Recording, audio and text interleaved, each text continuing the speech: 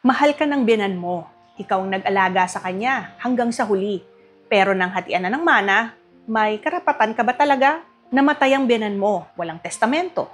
May mana ka ba dahil asawa ka ng anak niya?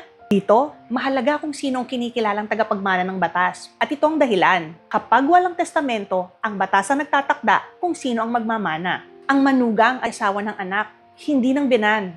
Kaya wala siya sa listahan ng mga intestate heirs ng biyenan.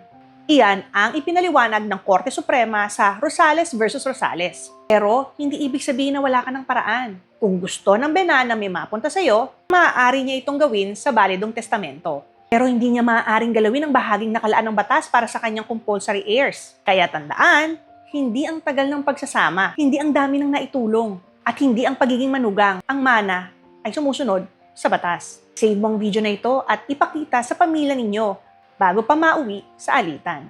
Muli, ito po si Attorney Catherine A. Bercero Montano, niyo pong Kati, wala sa batas.